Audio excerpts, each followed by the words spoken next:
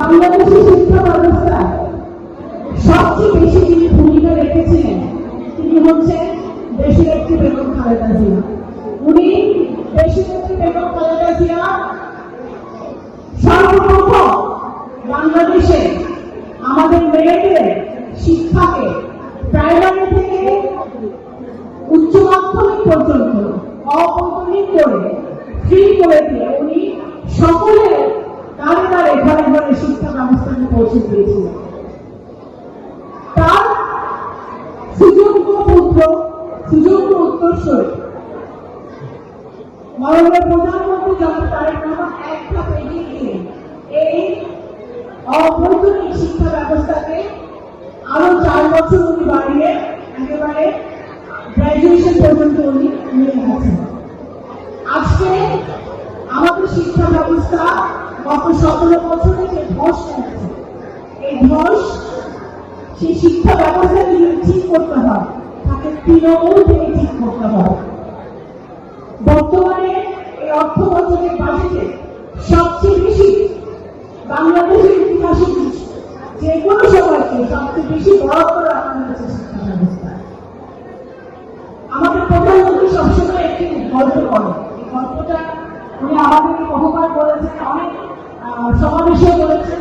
আর এবার কেন আজকে আমরা আমাদের প্রধানমন্ত্রী শিশু কিশোরদেরকে স্কুল ব্যাগ দিলাম, কেন তাদেরকে স্কুলে ইউনিফর্ম দেওয়া হলো?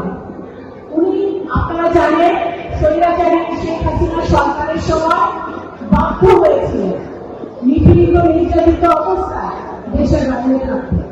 উনি যখন দেশের বাইরে অবস্থান করছিলেন, উনি যখন লন্ডনে ছিলেন, তখন উনি যে জায়গায় থাকতেন উনি দেখতেন যে ওখানে লন্ডনের শিশুরা ছেলেমেয়েরা সুন্দর জুতা মোজা স্কুল ইউনিফর্ম এবং ব্যাগ নিয়ে হেঁটে যাচ্ছে, স্কুলে যাচ্ছে।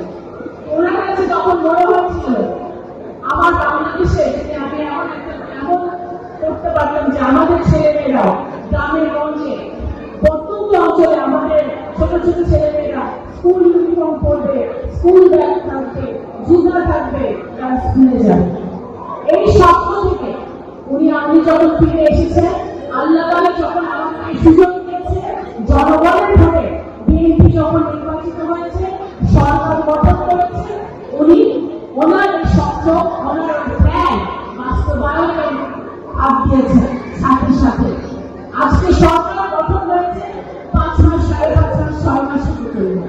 এই 6 মাসের মধ্যে মাননীয় প্রধানমন্ত্রী আমাদের শিক্ষা ব্যবস্থাকে প্রাইমারি থেকে শুরু করে উচ্চ মাধ্যমিক পর্যন্ত কিভাবে আমাদের ছেলে মেয়েদেরকে সুশিক্ষায় শিক্ষিত করা যায় সেই ব্যবস্থা আমরা শুরু করেছি।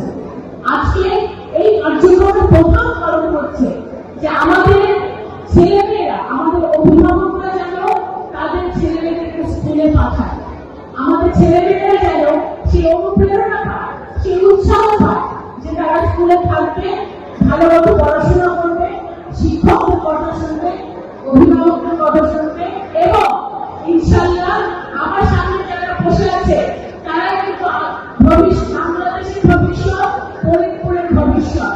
আজকে ওনারা একদিন বড় হবে, কেউ ডাক্তার হবে, কেউ ইঞ্জিনিয়ার হবে, কেউ বা সরকারি বড় অফিসার হবে, কেউ বড় পুলিশের অফিসার হবে, কেউ বা জিএমও হবে, কেউ বা ডিসি হবে, কেউ বা মন্ত্রী হবে, কেউ বা প্রধানমন্ত্রীও হতে পারে।